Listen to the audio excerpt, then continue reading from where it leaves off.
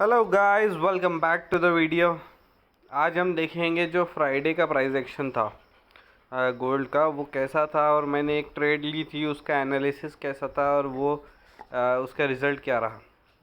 तो अगर हम यहाँ आ जाते हैं, मैं थोड़ा जूम इन कर लेता हूँ। Let me get rid of this drawings.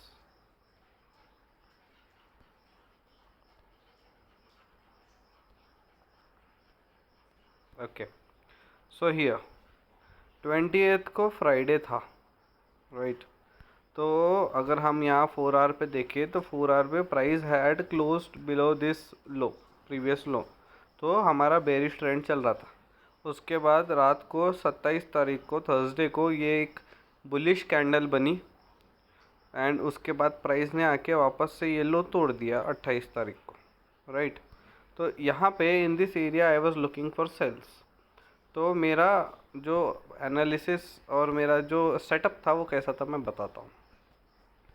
अगर हम यहाँ 30 मिनट्स पे आ जाते हैं एंड यहाँ हम देखते हैं कि प्राइस जो है 27 तारीख से एक सप्लाई चेन बनाते हुए जा रही थी। तो अब अगर आप देखो तो ये 27 को चालू हुआ, ये लंदन सेशन से यहाँ चालू हुआ 12 बजे से। उसके बाद फिर नीचे गई, फिर उसने ये सप्लाई टैप किया, फिर नीचे आके फिर से ब्रेकअप स्ट्रक्चर दिया। उसके बाद जब ये ब्रेकअप स्ट्रक्चर हुआ तो अगर आप सप्लाई, जैसे हमने उस दिन ये किया था कि हम सप्लाई कैसे मार्क करते, तो ये दूसरी सप्लाई चेन बनी। उसके बाद में यहाँ पे ये जो लो है, this low got broken and उसके बाद यहाँ पे जब ये लो, नया लो क्रिएट हुआ, तो 28 तारीख को अराउंड लंदन सेशन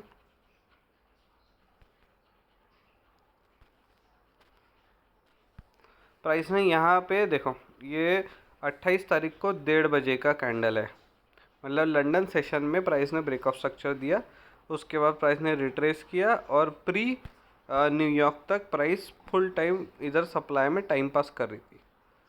तो मेरी जो ट्रेड थी वो यही थी। आई आई वॉज मेनली लुकिंग कि अगर मुझे इस सप्लाई तक कुछ मिल जाता है तो मैं वहाँ एक सेल अटेम्प्ट करूँगा इन this area around here. But अगर वहाँ नहीं मिलता है तो मैं यहाँ पे भी एक सेल अटेम्प्ट करूँगा, क्योंकि देखो 30 मिनट पे प्राइस नीचे गई, इसके बाद यहाँ पे क्लोजिंग देके उसने ब्रेकअप स्ट्रक्चर किया। उसके बाद देखो सेकेंड जो कैंडल है after the breakup structure candle, it did not go right back up, it closed just below the previous low. So this closing just below the previous low gave me a confidence that this supply zone might be a very good supply zone because it has created a new lower low, new structural point. तो here यहाँ पे मैंने एक entry ली थी इस तरीके से and उसका टीपी इधर ही कहीं न्यू लो के पास में। बट क्या हुआ कि मेरी जो एंट्री थी ना वो थोड़ी सी नीचे थी, समवेयर लाइक दिस, इस जोन में। हाँ, ऐसी एंट्री थी मेरी सप्लाई जोन पे। क्या हुआ जब प्राइस ने न्यूयॉर्क सेशन जैसे स्टार्ट हुआ, यहाँ पे देखिए 16 मतलब 18 मतलब शाम 6 बजे न्यूयॉर्क का मोमेंटम आया, प्राइस ने नीचे आके क्लोज किया।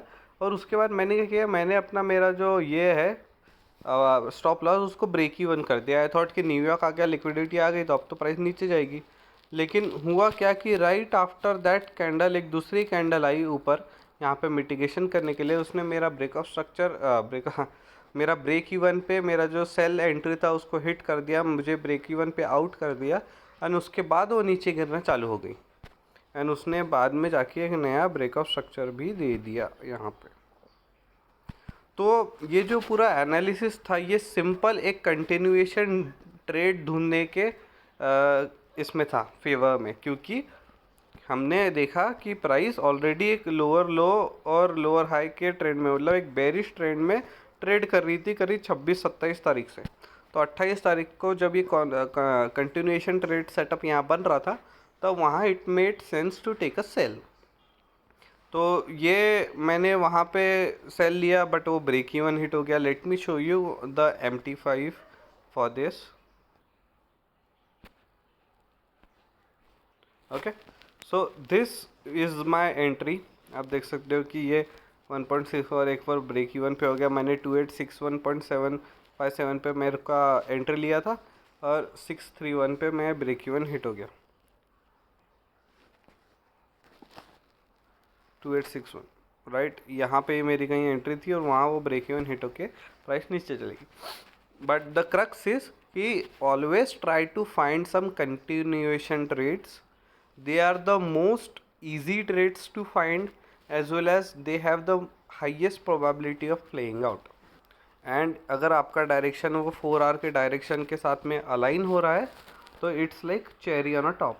सो always go for continuation trades rather than this reversal और something like that. Okay, so okay guys, मैंने एक और ट्रेड ली है मंडे की, जो मैंने आज यहाँ पे ली थी इन दिस एरिया अराउंड हियर। मैं वो उसके लिए एक नेक्स्ट वीडियो बनाता हूँ और उसमें मैं एक्सप्लेन करता हूँ कि उसका सेटअप क्या था और वो कैसा प्ले आउट हुआ। ठीक है, all right, so that's all for this video. Thank you guys and let me know how this analysis is helping you.